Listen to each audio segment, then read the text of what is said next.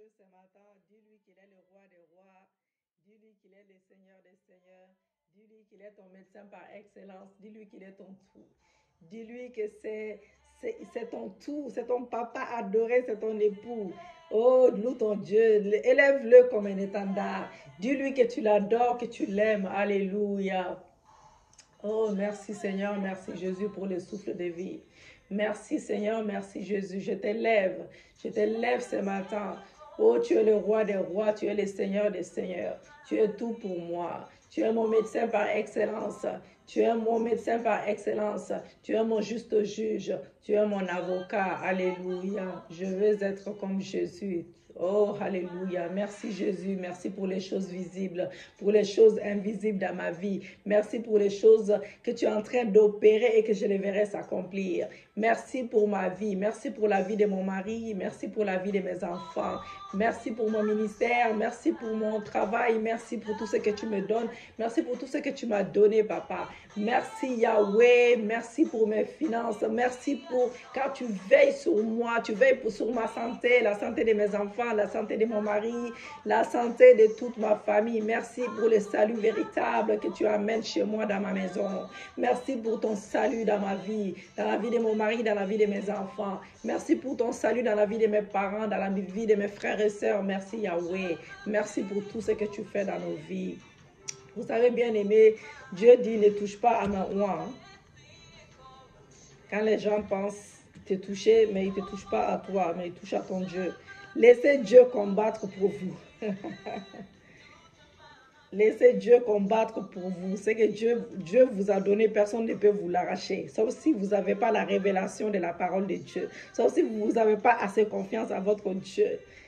Laissez les gens parler, laissez les gens avec leur méchanceté, laissez les gens avec leur manigance. Ne vous laissez pas atteindre, bien-aimés. Soyez confiants et gardez la foi, c'est très important. Nous allons parler du feu de Dieu aujourd'hui. Les feux de Dieu. Alléluia. Merci Jésus, merci Papa. Alléluia. Merci pour ces moments agréables. Alléluia. Merci Jésus, merci Papa. Merci Yahweh. Les feux de Dieu, les feux de Dieu, les feux de Dieu. Vous savez, on a tellement l'habitude de prier. Les feux, feu sur vous, feu sur les ennemis. C'est dans chaque prière, on ne peut pas prier du début à la fin et tu n'as pas cité le feu de Dieu là. C'est que tu n'es pas à fond dans ta prière. Donc voilà, donc vous avez certainement entendu beaucoup plus que vous ne saurez bien aimer compter. Nous parlons de feu de Dieu tout le temps, feu de Dieu, feu de Dieu.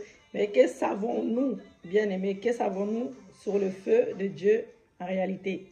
Le feu de Dieu, c'est quoi le feu de Dieu? C'est que c'est un enthousiasme débordant.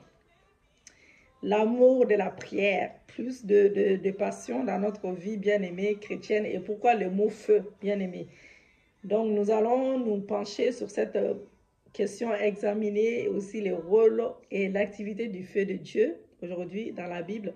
Le feu dans d'autres éléments naturels est utilisé, bien-aimé, comme nous le savons tous, dans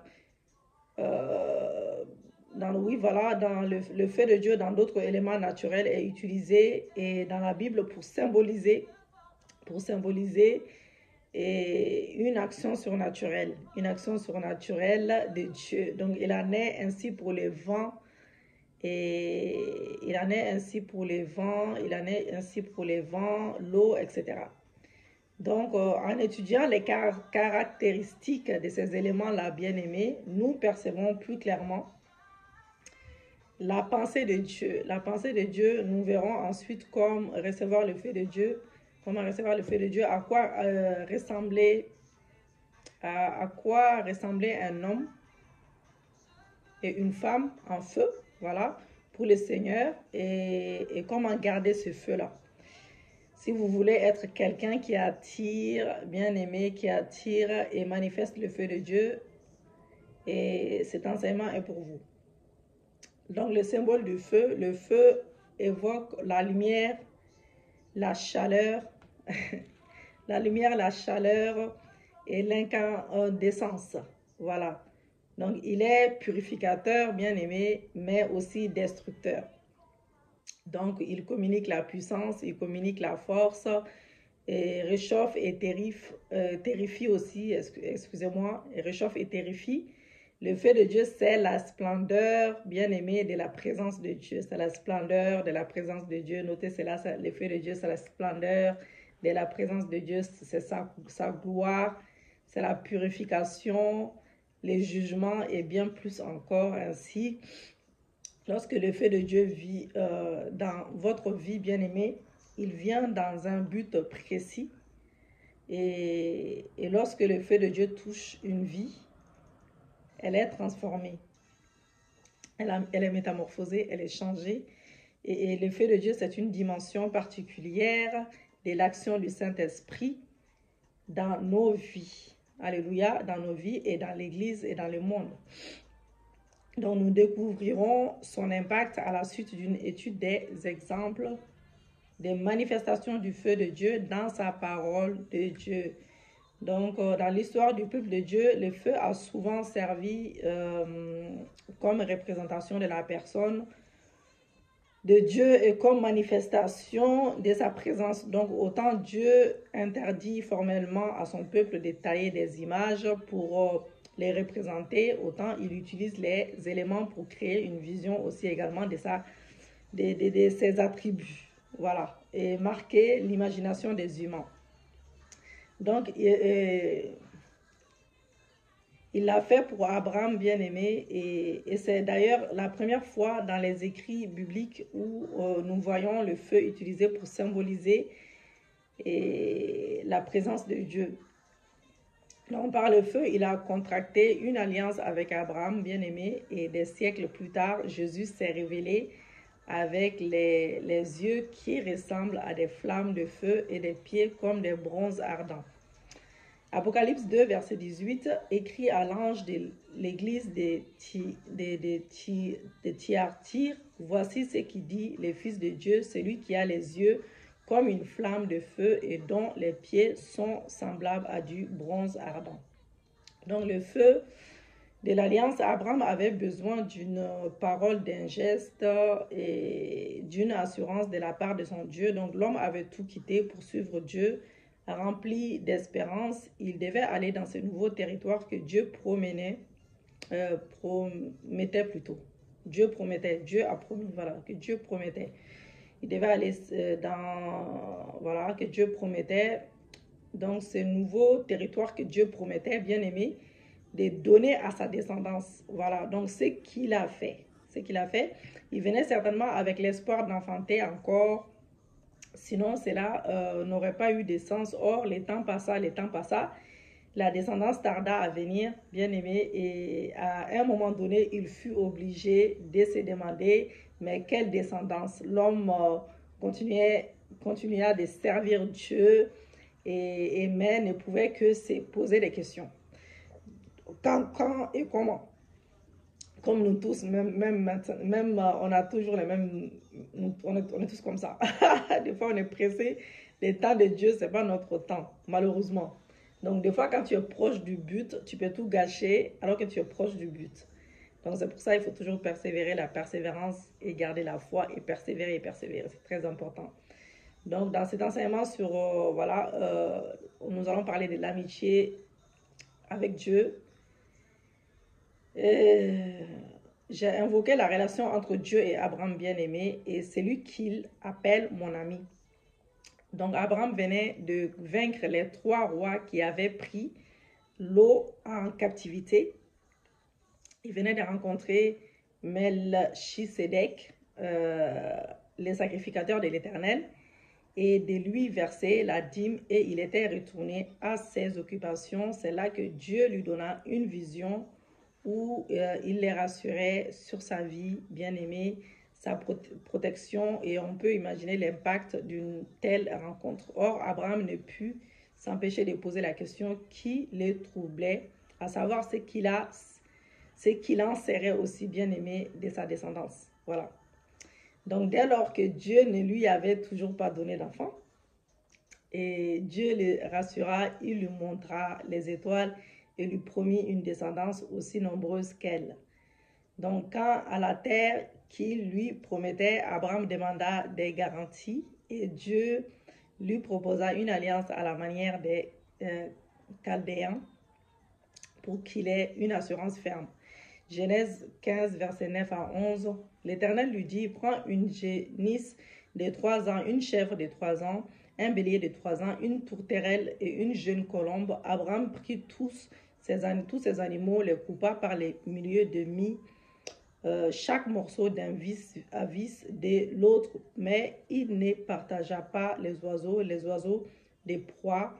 Les oiseaux de proie s'abattirent sur les cadavres, mais Abraham les chassa.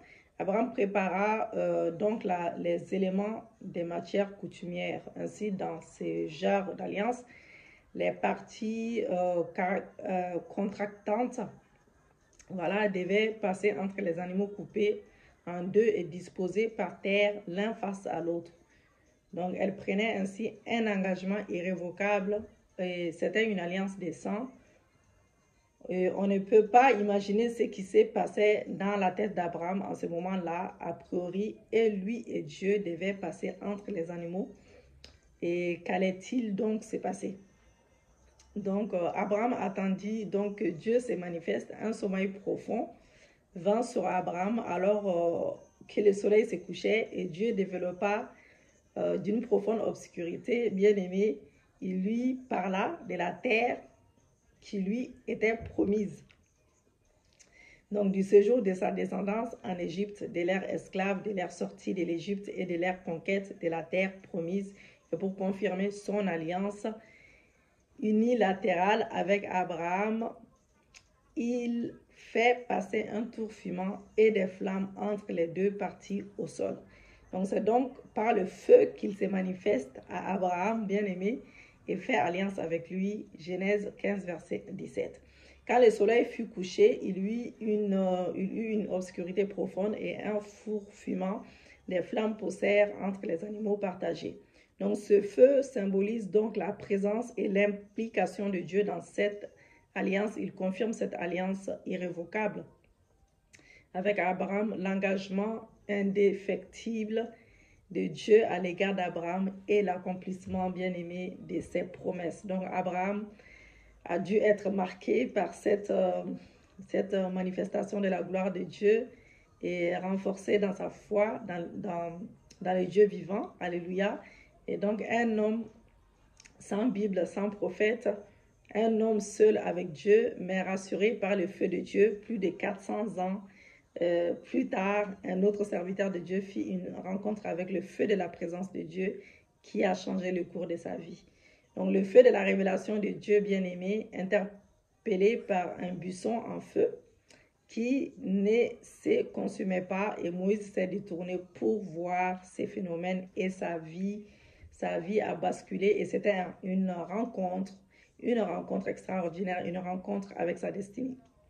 Donc, élevé en Égypte dans le cours des pharaons, grâce à d'extraordinaires circonstances orchestrées par Dieu lui-même, et il n'avait pas pour autant perdu l'essence de ses origines. Après une tentative avortée de secours, ne serait-ce qu'un seul de son peuple. Donc, Moïse avait dû prendre la fuite pour s'installer à Madian. Donc, et là, il s'est reconverti en berger. Lui qui avait été élevé comme un prince était devenu un fugitif. Donc, on peut se demander combien de fois pendant toutes ces années dans les déserts, Moïse s'était posé la question de savoir ce qui se serait passé s'il n'avait pas défendu l'Israélite contre l'Égyptien. Donc, si personne n'avait remarqué le meurtre de l'Égyptien ou s'il n'était pas sorti ces jours-là, et ainsi de suite. Bien-aimé, à quoi cela avait-il donc pu servir? Donc, aurait-il fallu peut-être une autre méthode là, une autre méthode? Combien de fois a-t-il pensé à son peuple resté en Égypte en se disant que lui ne pouvait plus rien pour eux? Donc, Moïse était donc installé dans sa vie de berger, mais un jour, son attention fut attirée par quelque chose de singulier, un buisson qui était un feu, mais qui n'était pas consumé en réalité, et l'ange de l'Éternel qui s'est révélé être Dieu lui-même pour certains, une manifestation préincarnation de Jésus est apparue représentée par un feu. Donc c'est ce feu qui était au milieu du buisson et Moïse curieux s'approcha et Dieu lui parla du milieu du buisson. Dans Exode 3, verset 3 à 6, Moïse dit, je vais faire un détour pour voir quelle est cette grande vision et pourquoi le buisson ne brûle pas. L'Éternel vit qu'il faisait un détour pour regarder. Dieu l'appela du milieu du buisson en disant, Moïse, Moïse, il répondit, mais voici, Dieu dit, ne t'approche pas d'ici et retire tes sandales, car l'endroit où tu te tiens est une terre sainte. Il ajouta, je suis le Dieu de ton père, le Dieu d'Abraham, le Dieu d'Isaac et le Dieu de Jacob. Moïse se cacha le visage car il avait peur de regarder Dieu. Donc Dieu l'invita à retirer ses chaussures et se tenir éloigné. Dieu se présenta et lui parla du milieu du feu. Moïse se cacha, donc le feu de la présence de Dieu s'est manifesté à un homme de la même façon qu'il avait se manifesté à un peuple au même lieu. Alléluia. Dieu confirma ainsi à Moïse l'authenticité, voilà, on va y arriver, l'authenticité de son expérience. Et les prépara pour la mission à venir et il n'oubliera jamais ce feu et ni la voie qu'il en était sorti pour changer la direction de sa vie et l'investir d'une mission divine. Donc, il est sorti de cette expérience et revêtu de la puissance de Dieu et équipé pour affronter toutes les circonstances adverses lors de sa mission. Il a été transformé, métamorphosé, changé et le feu de Dieu est transformateur, bien-aimé. Et c'est une rencontre qui laisse une empreinte indélébile, alléluia, sur une personne extraordinaire. Donc, nous devons désirer cette expérience de Dieu par laquelle il se révèle là, nous attire dans notre destinée glorieuse. Et il y a des années de cela, Dieu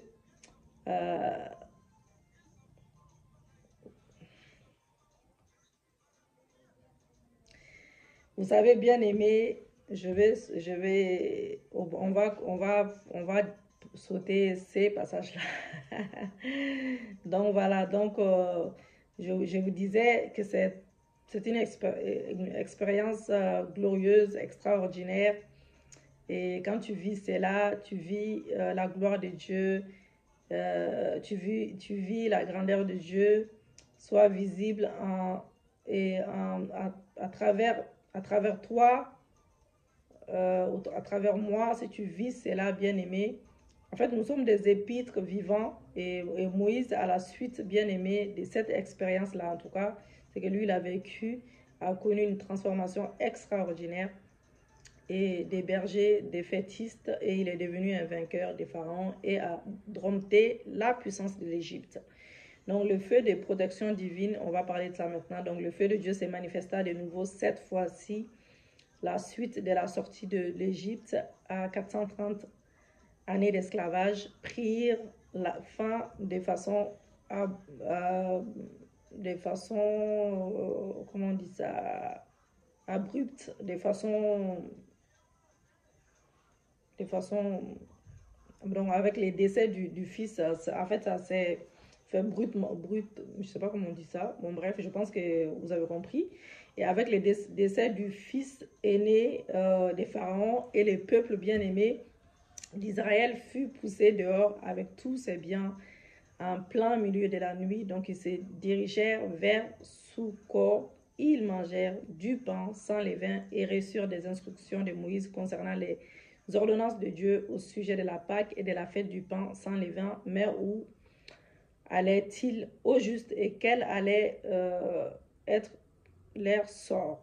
Donc, une masse de personnes à perte de vue, plus de 600 000 personnes en plus des femmes et des hommes bien-aimés, des enfants aussi en route pour trouver une terre natale. Aucun plan de déplacement et ni heure d'arrivée n'avait été fourni et ils durent prendre le chemin le plus long pour éviter les pays des Philistins afin de ne pas être découragés en rencontrant la guerre. Donc, ils étaient certes partis d'Égypte, mais Dieu savait que beaucoup d'entre eux avaient peur. Donc, ce n'était pas un groupe totalement déterminé à avancer coûte que coûte. Ils voulaient la liberté, mais craignaient les combats. Les fardeaux pour Moïse étaient énormes et c'est là où Dieu intervient pour les marquer par une représentation sans contexte de sa présence et de sa direction. Donc, il ne suivait pas simplement un leader charismatique. Donc, c'était Dieu lui-même qui les conduisait et il l'a démontré. Exode 13, verset 21. L'Éternel allait devant eux le jour dans une colonne de nuée pour les guider sur leur chemin et la nuit dans une colonne de feu pour les éclairer plutôt, afin qu'ils puissent marcher jour et nuit. Donc il plaça devant eux une colonne de nuée le jour pour les guider et une colonne de feu la nuit pour les éclairer et les guider. Donc c'est ainsi que la présence de Dieu se manifesta par le feu la nuit et que le peuple pouvait se sentir en sécurité. Bien aimé, le fait que ce feu était pour Israël et pas pour tous est particulièrement étonnant. Donc lorsque Pharaon eut la mauvaise idée de poursuivre ses esclaves d'antan avec toute son armée afin de ramener des forces dans l'esclavage, voilà. Et il s'est passé quelque chose de curieux, bien aimé. L'ange de l'Éternel se déplaça pour se positionner entre Israël et les armées des pharaons. Donc la colonne de nuée se posa donc entre eux et d'un côté la nuit tombait, c'était l'obscurité, mais du côté des Israélites c'était le feu car ils étaient éclairés. Donc beaucoup plus tard, ils construisent les tabernacles et à la fin, voici ce qui se passa. Nombre 9, verset 15 à 23. Le jour où le tabernacle fut dressé, la nuée couvrit les tabernacles, la tente de la rencontre depuis le soir jusqu'au matin. Elle eut l'apparence d'un feu sur les tabernacles. Cela se passa constamment ainsi. La nuée couvrait les tabernacles et la nuit, elles avaient l'apparence d'un feu. Quand la nuée s'élevait au-dessus de la tente, les Israélites partaient et ils comptaient à l'endroit où s'arrêtait la nuée.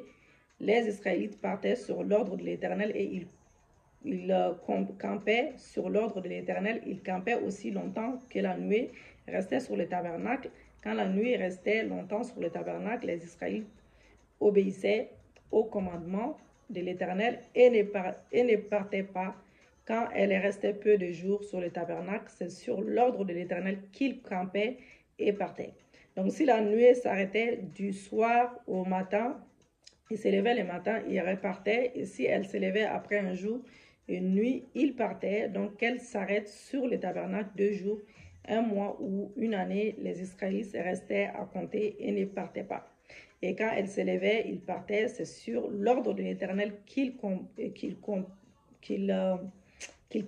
Voilà, qu'ils campaient et partaient. Donc, ils obéissaient au commandement, c'est très important, ils obéissaient au commandement de l'Éternel, conformément à l'ordre que l'Éternel avait donné par l'intermédiaire de Moïse. La nuée se manifestait sur les tabernacles et la nuit, elle prenait l'apparence d'un feu extraordinaire. Donc, la présence de Dieu se manifestait de façon visible pour chaque Israélite.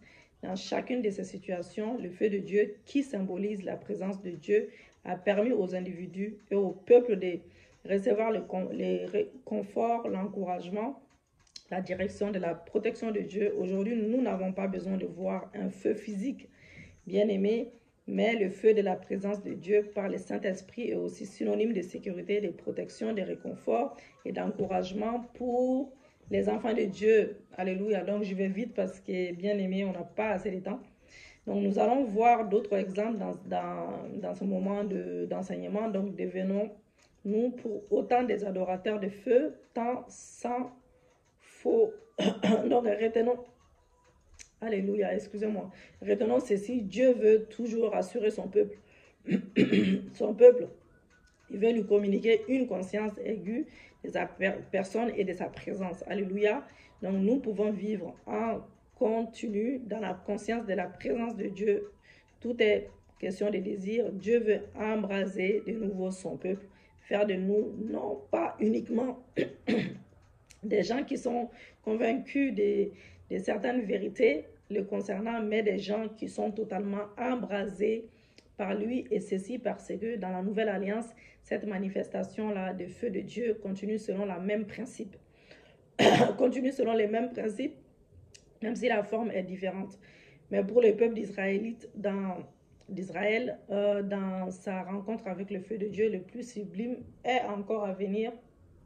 Alléluia, est encore à venir. Alléluia.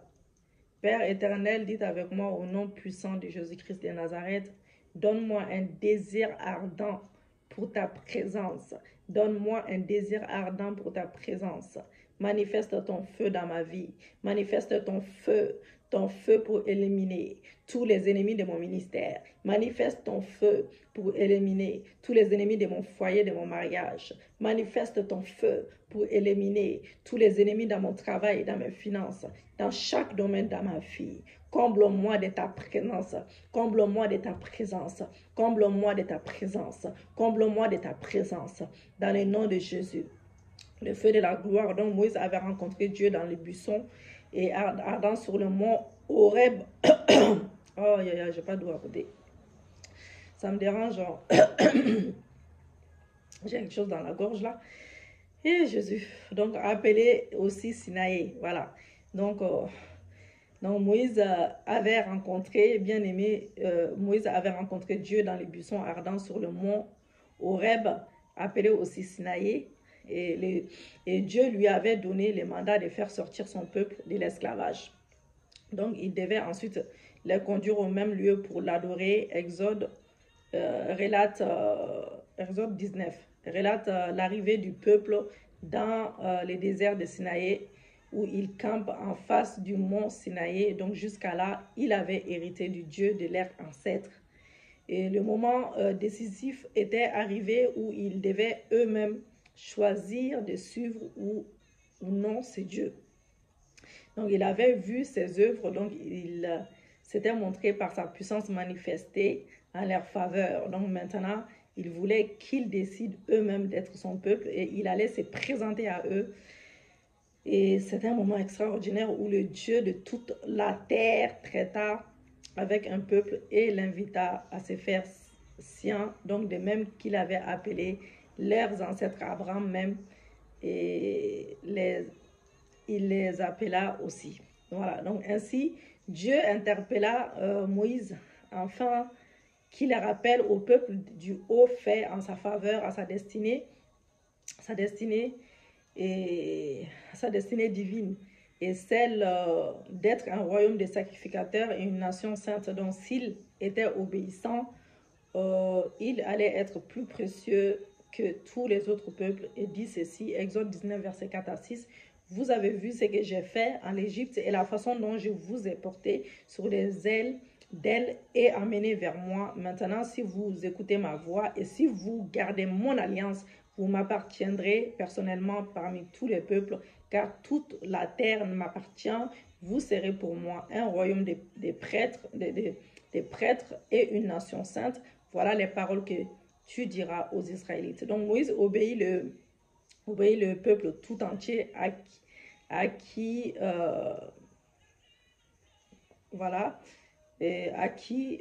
donc ils seront fidèles, ils feront comme Dieu le voulait. Quel moment glorieux pour Moïse, bien-aimé. Et ils avaient commencé le voyage avec Dieu et le voilà de retour avec tous les peuples. Et en dépit des vicissitudes et des mains difficiles, bien-aimés, ils étaient là et entendre le peuple affirmer sa volonté et de suivre Dieu. Alléluia. Et c'était le rêve de tout leader, de tout pasteur. Et là, Dieu déclara qu'il allait se manifester et s'adresser à Moïse à voix audible. Voix audible, qu'il allait lui parler audiblement. Audiblement comme je parle avec vous. Pour que le peuple puisse avoir confiance en lui. Donc voilà.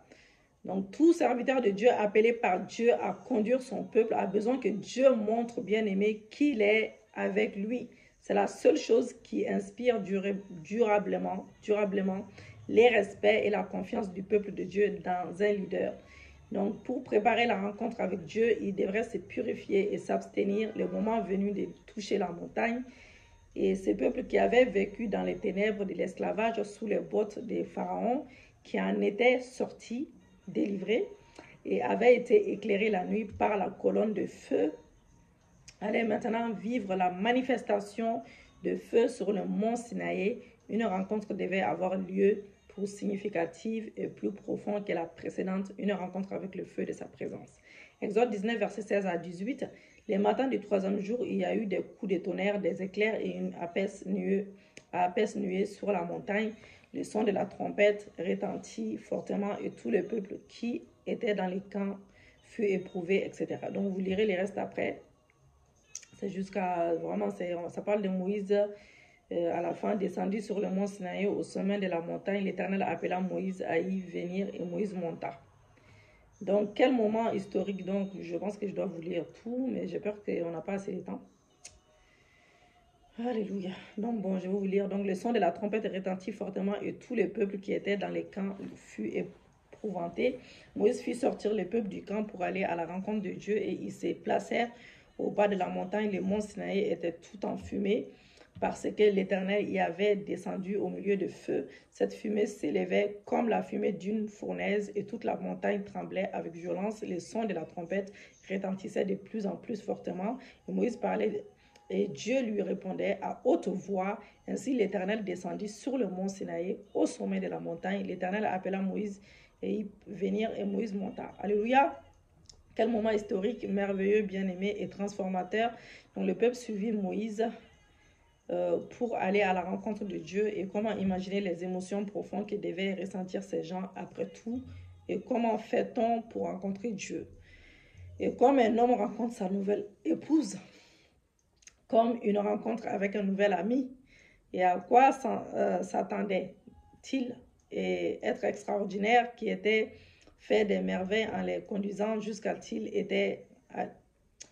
allait se révéler et que virent-ils un jeune homme souriant tendre les mains vers eux, non, les mains vers eux, non, ils virent et entendirent l'indescriptible, excusez-moi, des coups de tonnerre, des éclairs, une épaisse nuée, le son de la trompette qui résonnait de plus en plus fort. Dieu provoqua, bien-aimé, l'épouvante dans les camps, le verset que nous venons de lire, et ils virent une montagne couverte de fumée, la fumée d'une fournaise, ils virent le feu, la montagne qui tremblait avec violence, et quel spectacle, voilà, c'était vraiment incroyable. Donc le peuple regarda, interloqué, Dieu était là et il l'entendait.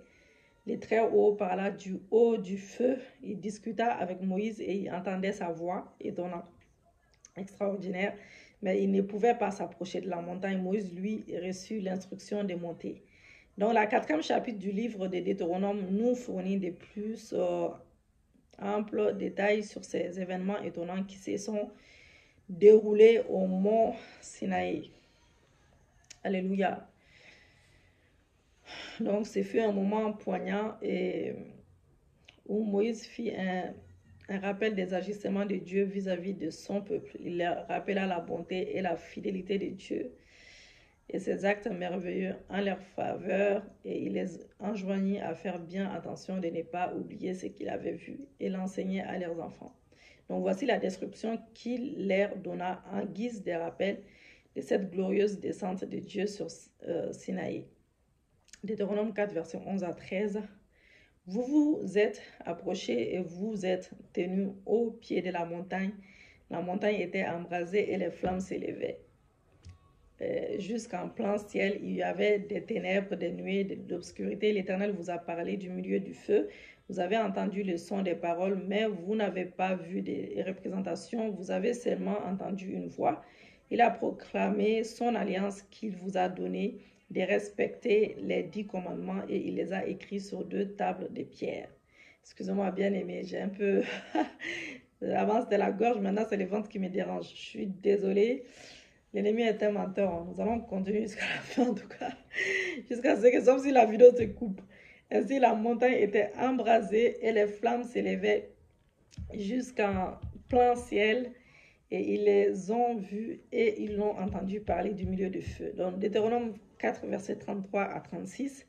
Y a-t-il déjà eu un peuple qui entend Dieu parler du milieu du feu comme tu l'as entendu et qui soit resté en vie?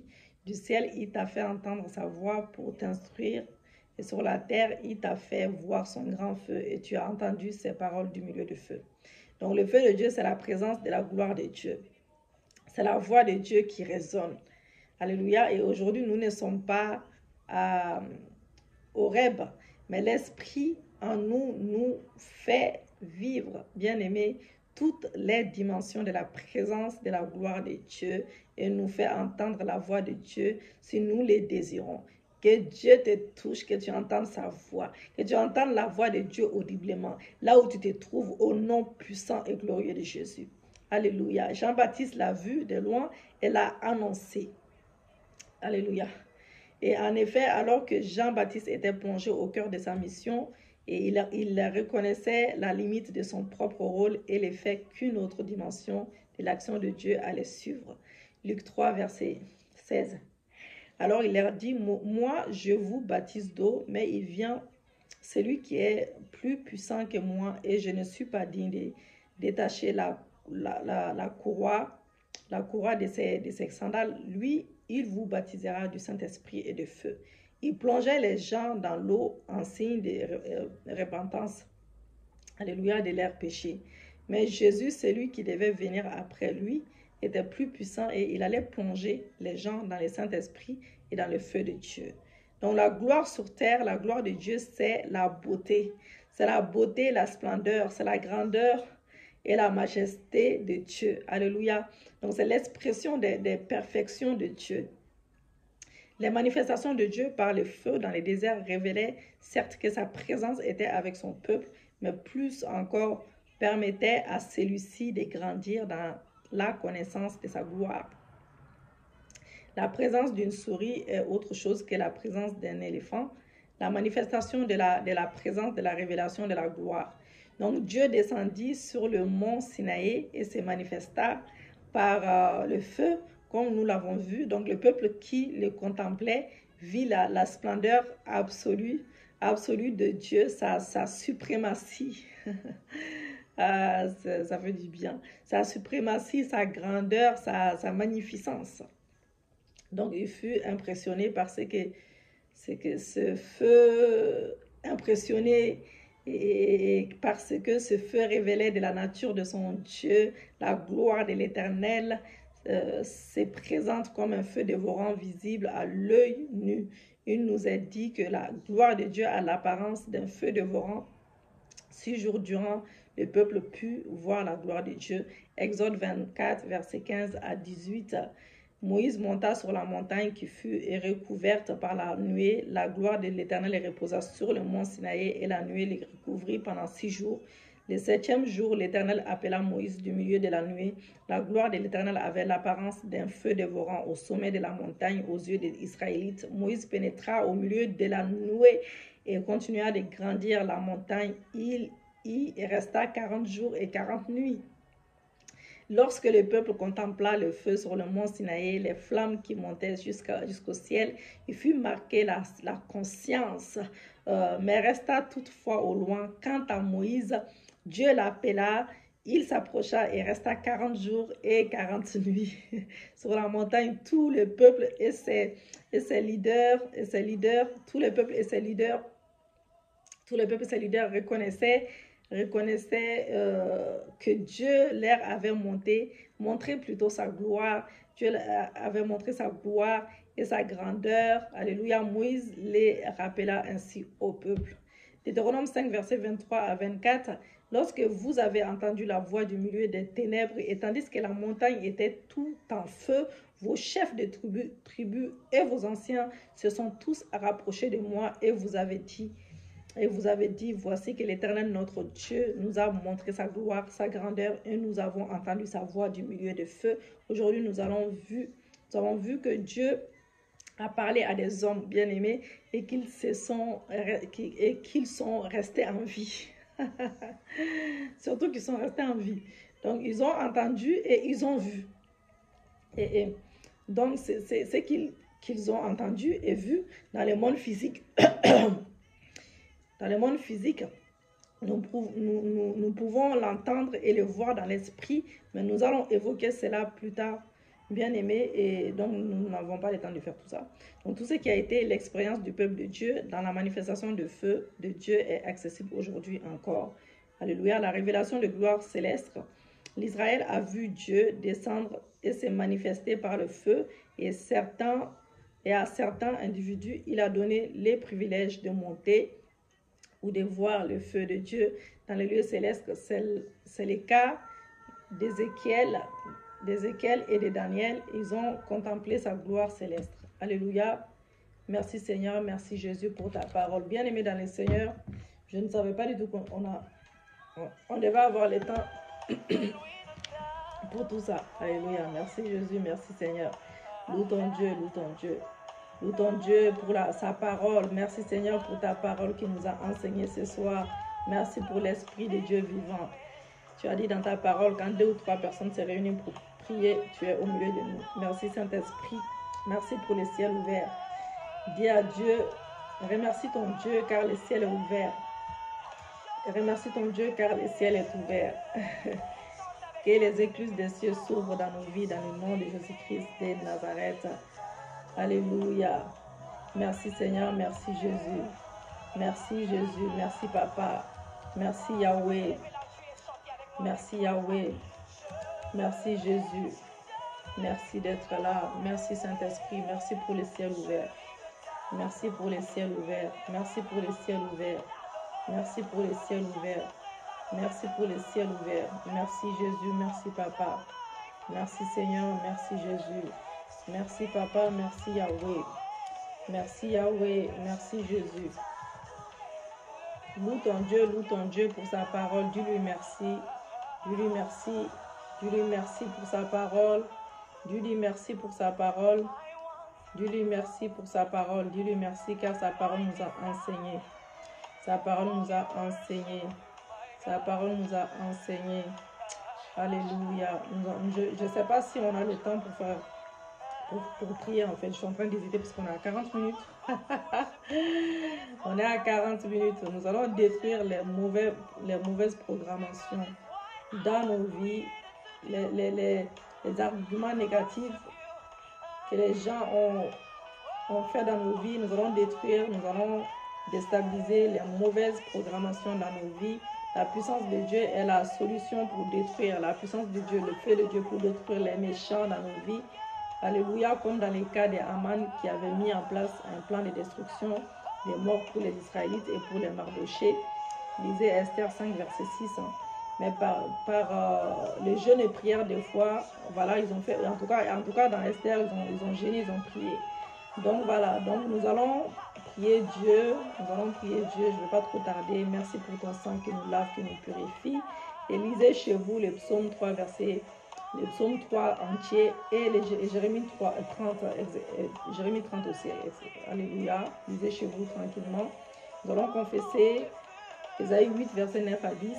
Poussez des cris de guerre, peuple, et vous serez brisés. Prêtez l'oreille, vous tous qui habitez à loin, et préparez-vous au combat, et serez-vous brisés. Préparez-vous au combat, et vous serez brisés. Formez les projets, et seront anéantis. Donnez les ordres, ils seront sans effet, car Dieu est pour nous. Dieu est un feu dévorant. Deutéronome 33, 23. Le Dieu déterminé est un refuge, et sous ses bras, l'Éternel est une retraite devant toi. Il chasse les ennemis. Que Dieu chasse nos ennemis. Que Dieu les extermine nos ennemis avec son feu. Dites avec moi que tout agent humain des ténèbres qui œuvre sans cesse pour terminer ma vie et celle de ma famille, pour terminer mon foyer, mon ministère, pour ramener les divorces dans ma vie, pour détruire mon ministère, mon travail, mes finances, les choses, dites les choses qui vous concernent, soient détruites par l'épée du feu de Dieu au nom de Jésus. Père, délivre-moi de la puissance des ténèbres qui bloque mon avancement, mon progrès, qui bloque l'avancement de mon ministère, de mon foyer, mon travail, mes finances. Au nom de Jésus, que tout autel étranger des ténèbres qui retient ma destinée, disperse-toi par le feu. Ma vie soit libérée de tout autel de destruction. La vie de mon mari soit libérée de tout autel de destruction.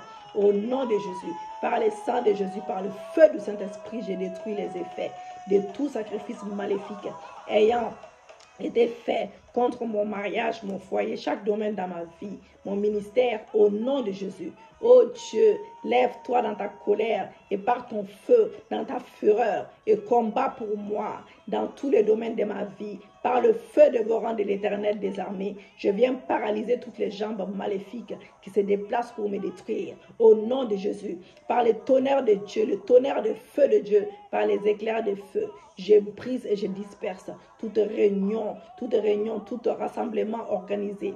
Oh, contre ma famille, mon foyer, mon ministère, mon mariage, mon travail dans chaque domaine de ma vie, au nom de Jésus.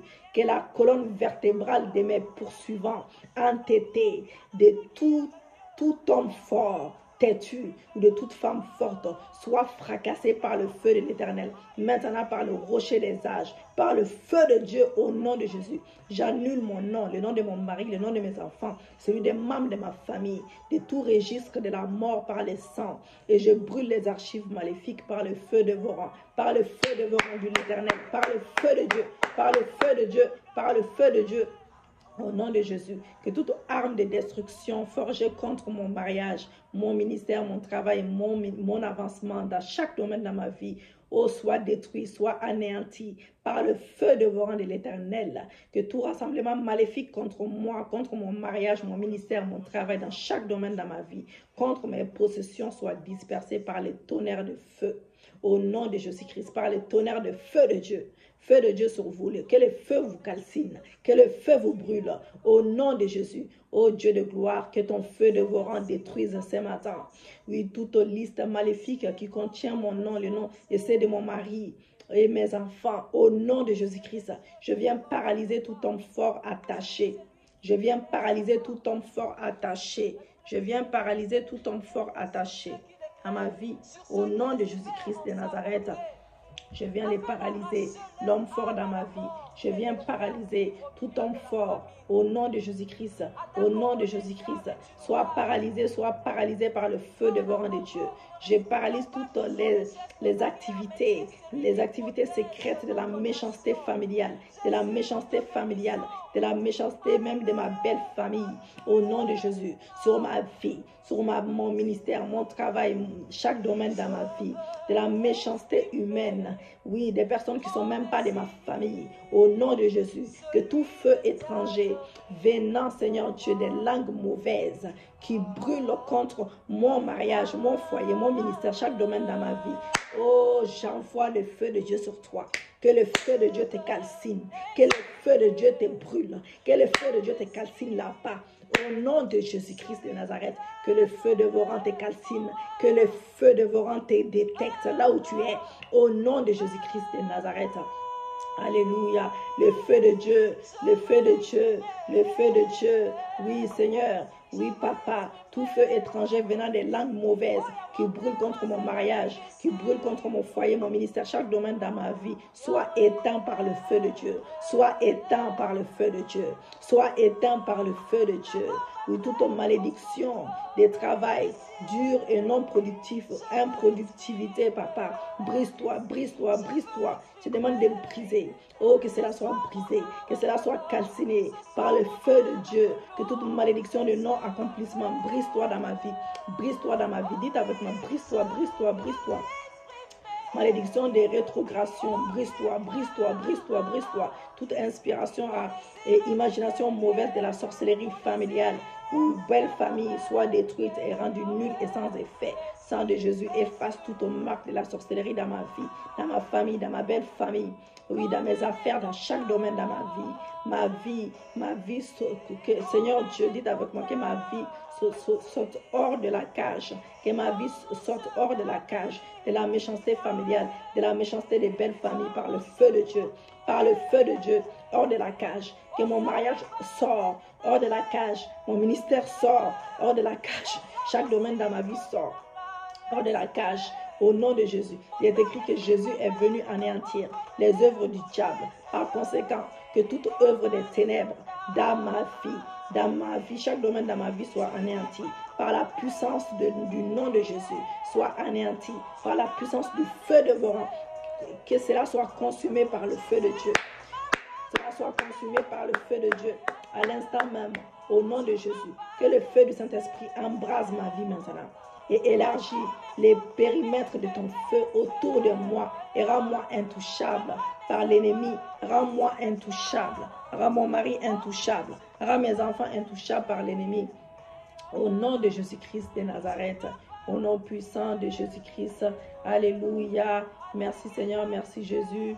Nous allons continuer. Si ça se coupe, c'est pas grave. Nous allons faire les brisements contre les envoûtements. Bien aimé, c'est très important parce qu'il y a toujours. Voilà, donc envoûtement par les cadenas, par des sorts lancés, par des incantations, par des rapports sexuels, par des nœuds. Bon, on va juste prier. J'annule et j'efface. On n'a pas le temps d'expliquer. J'annule et j'efface toute marque de blocage spirituel déposée dans ma vie par les agents du diable au nom de Jésus. Je réclame toutes les bénédictions que mes ennemis ont volées dans ma vie au travers des envoûtements au nom de Jésus. Car il est écrit, les années qui ont dévoré les mystiques, les satanistes, les occultistes, les sorciers me seront restituées. Oui, Dieu dit dans Malachie 3, verset 11, uniquement pour ceux qui payent leurs dîmes bien-aimées et leurs offrandes. Pour vous, je menacerai celui qui dévore à partir de maintenant, que tout dévoreur soit menacé, que toute attaque du monde spirituel dans ma vie, par les canaux des envoûtements, soit attaquée par les bras de l'Éternel, par le feu de l'Éternel, au nom de Jésus. Je récupère tous mes trésors cachés, toutes mes richesses, je les récupère. Mes richesses enfuies, je les récupère ce matin. Au nom de Jésus-Christ, écoutez-moi, toi, envoûtement dans ma vie, dans la vie de mon mari, dans la vie de mes enfants. Celui qui demeure sous l'abri du Très-Haut repose à l'ombre du Tout-Puissant. Oui, que 1000 tombent à mon côté et 10 000 à ma droite. Je ne serai pas à temps. Mon mari ne serait pas à temps. Mes enfants ne seraient pas à temps. Oui, j'ai fait de l'Éternel mes délices. Il me donne ce que mon cœur désire. Il me donne ce que mon cœur désire. Que toute captivité soit mise toute captivité soit mise sous captivité maintenant par la parole de Dieu au nom de Jésus-Christ. Selon Apocalypse 13, verset 10, je décrète, je déclare, je prophétise que tous les pouvoirs, les personnalités maléfiques qui avaient planifié de m'amener en captivité avec ma famille, mon mari et moi, mes enfants et moi, iront en captivité eux-mêmes. Au nom de Jésus, je déclare les retours à l'expéditeur. Au nom puissant de Jésus, iront en captivité eux-mêmes. Que ceux qui tuent par l'épée, par des invocations, oui, les envoûtements, les paroles maléfiques seront tués par leurs propres œuvres. Oh, je déclare les retours à l'expéditeur, les retours à l'envoyeur. Au nom de Jésus-Christ, c'est ici que la persévérance de la foi de la famille des sanctifiés en Jésus-Christ, dont je fais partie, au nom de Jésus-Christ, dont je fais partie, au nom de Jésus-Christ. Alléluia. Merci Seigneur, merci Jésus. Au nom de Jésus, j'ai déclaré, Père Céleste, je te remercie pour l'accomplissement de ta parole dans ma vie. Je te remercie pour l'accomplissement de ta parole dans la vie de mon mari, dans la vie de mes enfants. Gloire et louange à toi. Gloire et honneur et louange à toi. À toi l'Éternel déterminé. En toi l'Éternel en éternité et en éternité. Au nom de Jésus-Christ. Père éternel, je te remercie pour l'accomplissement de ta parole. Répète avec moi. Oui, que ta parole dans ma vie soit esprit et vie. Dans ma vie, dans la vie de mon mari, dans la vie de mes enfants, soit esprit et vie ce matin. Au nom de Jésus-Christ, à toi la gloire, à toi la louange, à toi l'honneur, toi l'éternité en éternité, à toi l'honneur, à toi la gloire, au nom puissant de Jésus, l'éternité en éternité, dans le nom de Jésus. Amen, amen. Amen. Merci Seigneur pour l'exaucement de nos prières. Merci pour le ciel, Père. Merci pour tout ce que tu as accompli dans nos vies. Alléluia. Excusez-moi. Bien aimé, c'est chaud. J'ai super mal au ventre. Ça se voit, je suis un peu perturbée. Que l'Éternel soit béni, qu'il soit exalté. Nous allons nous arrêter là, même si la vidéo n'a pas été coupée. On rend toute la gloire à Dieu. Bien aimé dans le Seigneur, aimez la vidéo. Partagez la vidéo pour la gloire de Dieu et ça peut bénir quelqu'un. Pour ceux qui n'ont pas acheté les livres, c'est sur Amazon, vous le savez. Et bien aimé, bénissez l'œuvre de Dieu. Dieu vous bénira en retour. Bénissez l'œuvre de Dieu. Bénissez l'œuvre de Dieu, c'est très important. Et Dieu vous bénira en retour. partagez la vidéo et allez aussi dans, comment, qu'est-ce que je voulais dire? Allez, ouais, pour ceux qui ne sont pas abonnés sur le site Église Porte de Cieux, allez vous abonner, n'hésitez pas. Et puis je vous dis shalom, shalom. Témoignage voilà, on a partagé la prière sur les mariages à un couple. Et la personne a témoigné que cet homme qui parlait jamais des mariages, il commence à parler déjà du mariage, il commence à planifier les mariages. Je rends toute la gloire à Dieu. C'est un petit témoignage que je voulais vous donner pour fortifier quelqu'un. Et je vous dis shalom, shalom, shalom.